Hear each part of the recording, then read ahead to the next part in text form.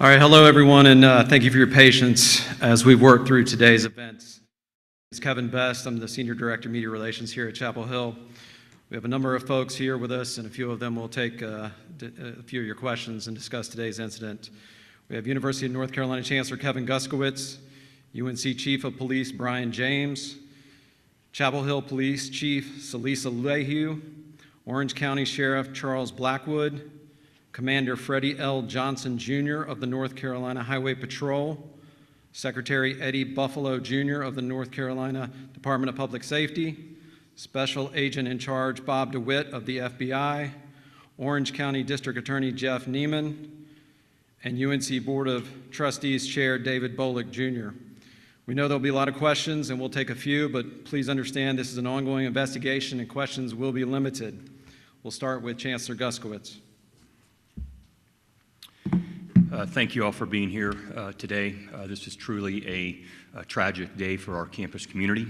Chief James will give more details on the ongoing investigation, but this afternoon, shortly after 1 p.m., UNC Police were notified of shots being fired in Cottle Laboratories on our campus. The suspect was eventually apprehended and is now in custody. I'm grieved to report that one of our faculty members was killed in this shooting. This loss is devastating, and the shooting damages the trust and safety that we so often take for granted in our campus community. We will work to rebuild that sense of trust and safety within our community, and our hearts are with the family of our fellow faculty member, those who are personally connected to the victim, and those traumatized by this senseless act of violence. In response, we have canceled classes for the rest of today and have canceled classes for tomorrow. We've sent an email with resources for our students, faculty, and staff. More information will be provided on additional services for our campus community. I'm grateful to our Emergency Operations Center, UNC Police, for managing this situation so effectively and keeping our community safe. I'm also grateful to our faculty, staff, and students for their effective cooperation during this event today. It's why we have an emergency action plan with an active shooter protocol that's practiced regularly, and because of that, this situation played out as best as we could have asked for today. I hope that you'll join me in praying for the victim's family, and every member of our Carolina community. And I encourage our community to come together during this difficult time. I'm now going to turn it over to Chief James to give you additional details on what happened today and his department's impressive response in keeping the rest of our campus safe. And I also want to thank the other law enforcement agencies, many of whom are here today, for the role that they played in keeping our community safe. Thank you.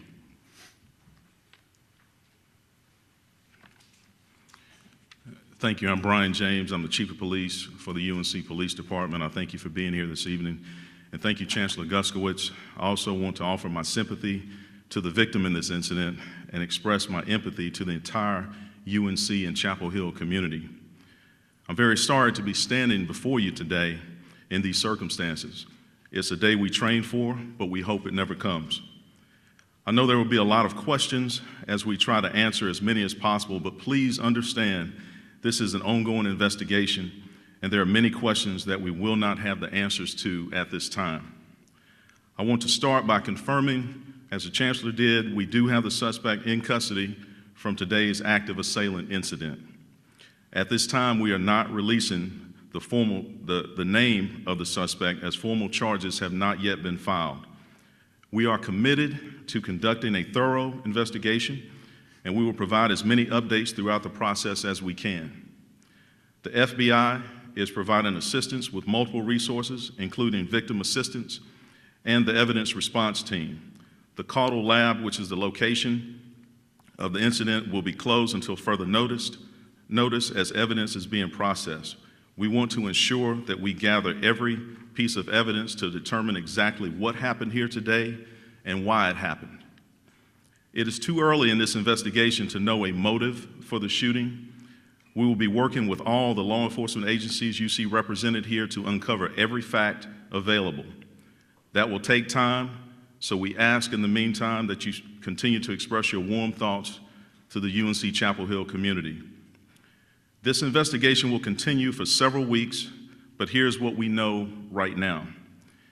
UNC Police received a 911 call at 1:02 p.m. this afternoon reporting shots fired at Caudle Laboratory, located on South Road near the center of campus. An emergency alert Carolina was issued, and the emergency siren sounded at 1:04 p.m., notifying campus of the emergency and issuing a lockdown. Upon arrival at Caudle Labs, police discovered one individual, a faculty member, had been shot. Unfortunately, as we have reported, this person is deceased. We will not be releasing further details on that person at this time, as we are working to contact all of this person's family and will be providing them with support and resources. This is the only fatality and no other injuries were reported. Based on witness information at the scene, UNC Police were able to identify a suspect, and after a search of the surrounding area, this suspect was taken into custody at 2:31 p.m. The lockdown of the campus remained while police verified the suspect's identity and conducted a comprehensive search for the weapon that was used in the shooting, which at this time has not been located. I want to thank all the law enforcement agencies who responded to assist today. Their assistance was invaluable, and we could not have responded so quickly or so thoroughly without their help. So at this time, I'll turn it back over to Kevin, and I guess we'll take any questions. Yeah, at this time, like I said earlier, and like the chief said, we'll have a few questions that we can take. Obviously, ongoing investigation, only so many things that can be discussed, but if you have a question, please raise your hand. I'll point to you, identify yourself, and then ask your question. Here on the left, second row. Stephen Schlick, UNC's Carolina Wheat. We know that there's a car in the new Venable parking lot. Police did confirm to us that that does have some sort of correlation to this event. Can you all speak to what kind of correlation that has to this? Yes, a car was identified. We do think that it is related to the investigation. As we said, we are still in the process of collecting evidence and conducting interviews, so I'm really not prepared at this time to say exactly what the connection is, but we do have that car identified as a piece of possible evidence. Yes, sir. Front row here. Yeah, so we heard from talking to students that they had some confusion during the day because between the time that you said the suspect was apprehended and the time that the all clear went out, that was about 2 hours, and students were being evacuated from some buildings before then, and said that they weren't really sure what to do next. Can you speak to the communication during the process and why that all clear took so long? Yes, so once the suspect was identified and apprehended, we still had to ensure that this was the correct person. So there was an identification process. We did not want to put that information out at that time because we weren't sure.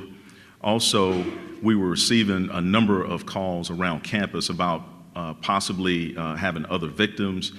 There were a couple of other calls about possible gunshots. So we had to ensure that the entire campus was safe. So we had a number of officers that were on the ground doing an entire sweep of that area, also searching all the adjacent buildings. So we wanted to be sure that that the campus was in fact all clear before we issued that. So that's why there was the lapse in time. We just wanted to be sure that we had that person in custody and it was the correct person.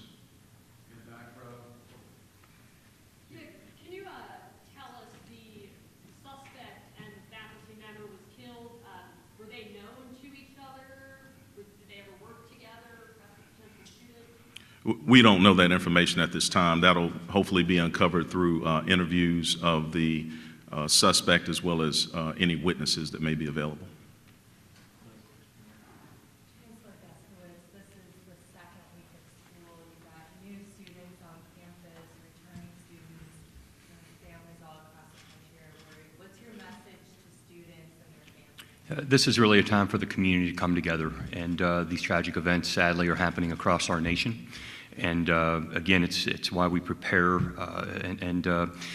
talk about a sense of community. And so right now, that's what my thoughts and prayers are with, obviously, the victim and the victim's family and friends and colleagues and students who are part of that department. And so we hope our students will access the resources that we're making available and come together in a really important way for the campus right now.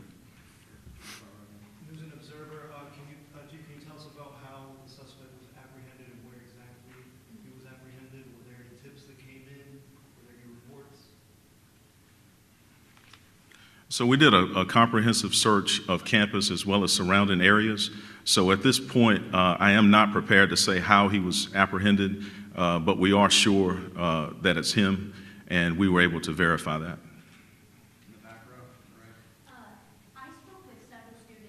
I mean, this is for Chancellor. She had said that the faculty had essentially told the students to make personal decisions on what to do next. She had said that she had hid in a closet. A lot of people were calling their parents, saying goodbyes. I know you had mentioned that there is an active shooter kind of protocol put in place.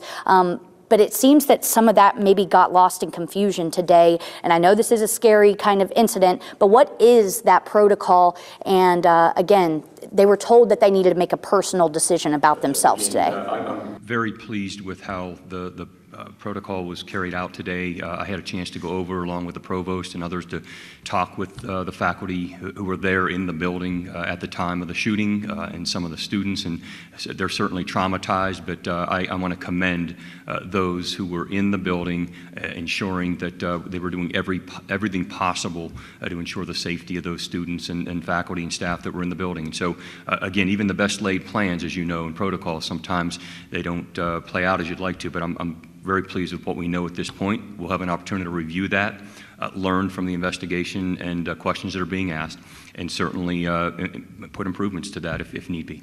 So. Yes, how helpful is it to have the suspect alive? Well, we certainly want an opportunity to interview the suspect if that's possible. And to actually have the suspect in custody, it gives us an opportunity to figure out the why and even the how, and also helps us to uncover a motive and really just why this happened today. Why today? Why at all? And we want to learn from this incident, and we will certainly work to do our best to ensure that this never happens again on the UNC campus. And I think that that information that we could glean from the suspect is very important as we move forward.